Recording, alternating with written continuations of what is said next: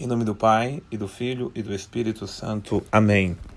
O nosso estudo de hoje é da primeira carta de São Paulo aos Coríntios, capítulo 9. Paulo faz como que um desabafo. Ele abre o seu coração para os irmãos de Corinto a respeito daquilo que para ele é ser apóstolo de Cristo. O mundo... e o mundo aqui se refere a tantos que não pode não o reconhecer como apóstolo, o mundo judeu, o mundo de muitos lugares pagãos, onde muitos não reconhecem o seu apostolado, a sua escolha como apóstolo de Cristo, mas para aqueles a quem Paulo foi enviado e receberam o seu evangelho, a maior recompensa do seu coração, o prêmio, o consolo do seu coração é o reconhecimento do seu apostolado.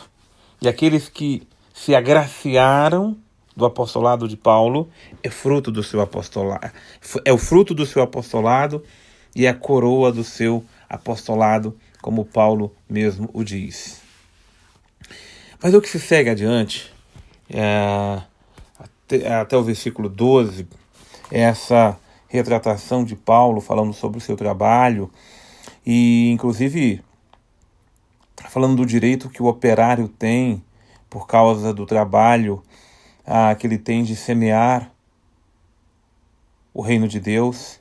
Se porventura, se entre nós não semeamos bens espirituais, será que porventura nós não podemos colher os bens materiais?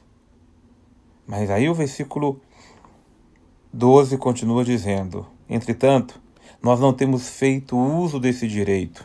Sofremos tudo para não pôr obstáculo algum ao Evangelho de Cristo.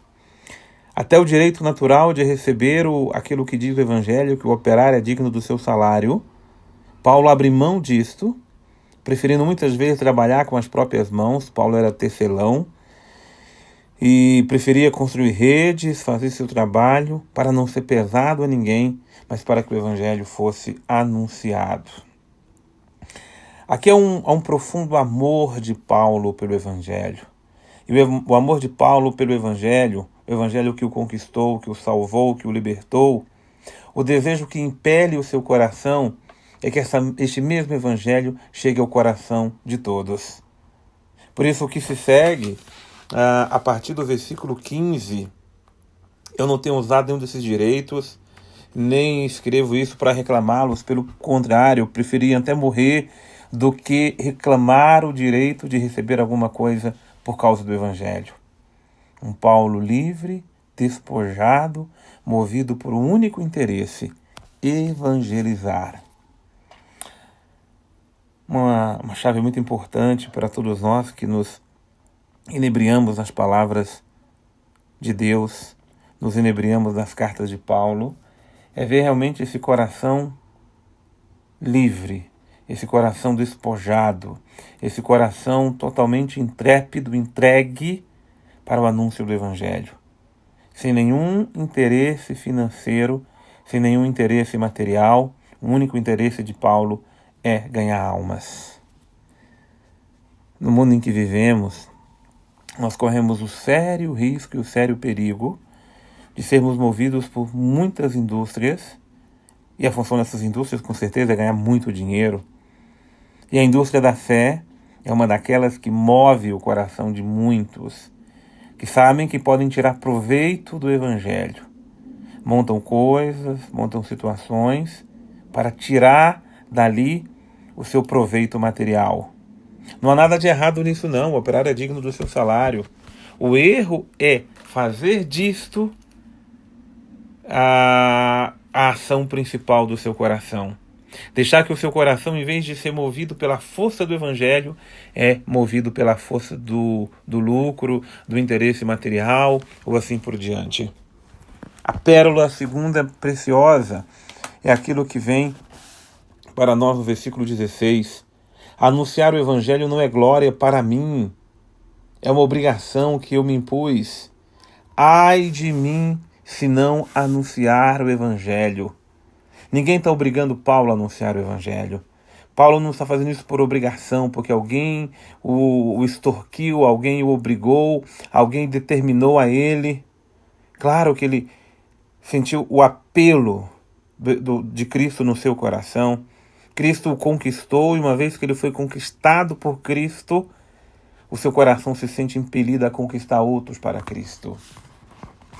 Uma alma só é verdadeiramente evangelizada quando ela tem o ímpeto também de evangelizar. Uma alma só é totalmente conquistada para Cristo quando ela se desdobra, quando ela não guarda para si nada, e tudo ela se dedica para poder também anunciar a força do Evangelho. Ai de mim se não evangelizar. Uma vez que Cristo me conquistou pelo Evangelho, eu também vou conquistar outros para Cristo pela força do Evangelho. E não faço isso por nenhum outro interesse, diz Paulo. É somente porque eu preciso anunciar o Evangelho. É a missão que eu me impus, é a missão que foi imposta a mim. E qual é a minha recompensa? A minha recompensa está na pregação do Evangelho, o anúncio gratuito, sem usar do direito que essa pregação me confere. Aquilo que está lá no versículo 18 é o resumo desse desprendimento e desse amor louco, apaixonado que Paulo tem pelo Evangelho. Até o que lhe é de direito, se algum direito nós temos, eu abro mão desse direito para que Cristo seja anunciado, para que Cristo seja amado, para que o mundo seja evangelizado, para que as pessoas recebam o Evangelho de Cristo. Como nós evangelizadores precisamos nos imbuir desse desprendimento. Coração livre, desapegado. Naturalmente seremos cuidados por esse Evangelho, mas jamais ceder à indústria do lucro em nome do Evangelho. E de uma forma intrépida, apaixonada, anunciar a todos o Evangelho de Cristo. E a outra pérola preciosa, aquilo que vem a partir do versículo 19, eu me fiz livre da sujeição de qualquer pessoa, porque eu me fiz servo de todos, para ganhar o maior número possível. Se fazer servo de todos para poder ganhar o maior número possível. Eu não sou superior a ninguém. Eu sou um servidor do Evangelho. E quanto mais servo do Evangelho eu me torno, mais eu conquisto as pessoas para Cristo. Mais o Evangelho que eu anuncio, que eu proclamo, ele tem força e eficácia de salvar e libertar. E veja, eu me faço tudo para todos. Com os judeus me faço judeus, a fim de ganhar os judeus. Para os que são sujeitos à lei, me faço sujeito à lei para que eles também sejam conquistados para Cristo. Para os que não têm lei, eu me faço como se não tivesse lei, para que eles também sejam conquistados para Cristo, a fim de ganhá-los para Cristo. Eu me faço fraco com os fracos. Eu me faço tudo para todos, ao fim de salvar a todos. E tudo isso eu faço por causa do Evangelho, para dele me fazer participante. Primeiro, para me fazer participante do Evangelho, o Evangelho tem que estar em mim, encarnado em mim. O Evangelho tem que ser a força da minha vida, a força matriz, a força motriz, a força que me move, que me impulsiona, aquilo que está em mim. O Evangelho de Cristo que me conquistou. E assim eu me faço um com todos. Às vezes a gente tem aquela tentação de se colocar num ar de superioridade. Sentir-se melhor, mais importante, ou diferente dos outros, melhor que os outros. Não. Nós nos fazemos pobre com os pobres para conquistar os pobres para Cristo. Nós até nos fazemos rico com os ricos, mesmo sem ser rico, para que os ricos também sejam conquistados para Cristo. Nós nos fazemos pecadores porque somos pecadores e nos misturamos com os pecadores para ganhar os pecadores para Cristo, porque o primeiro deles sou eu mesmo. E assim, como é bela a arte de saber se enculturar no mundo do esporte, no mundo da cultura, Nós não conquistamos os adolescentes para Cristo porque nós não entramos no mundo dos adolescentes, nós nos colocamos muito adultos perante eles. Nós não conquistamos jovens para Cristo porque não nos fazemos jovens como jovens. Nós muitas vezes não conquistamos os idosos para Cristo porque não entramos no mundo deles, na cabeça, na forma de pensar. Nós já queremos que as pessoas sejam como nós, pensem como nós, e cometemos um tremendo erro. Eu me faço tudo, e eu faço tudo o que é possível. Eu vou para a roça, eu vou para a enxada, eu vou para o meio da floresta, da mata, eu vou para a grande metrópole, aonde eu estiver. Eu me faço onde eu estou, para que ali todos sintam a força do Evangelho, a força transformadora de Cristo Jesus. A outra pérola do Evangelho, do estudo da palavra de hoje, a partir do versículo 24, quando Paulo se refere ao estádio, à comparação olímpica dos corredores, porque todos os atletas se impõem a si mesmo muitas privações e o fazem apenas para alcançar uma coroa corruptível. Nós não, nós nos fazemos para uma coroa que não se corrompe. Eu corro, mas a nossa corrida não é uma corrida sem rumo.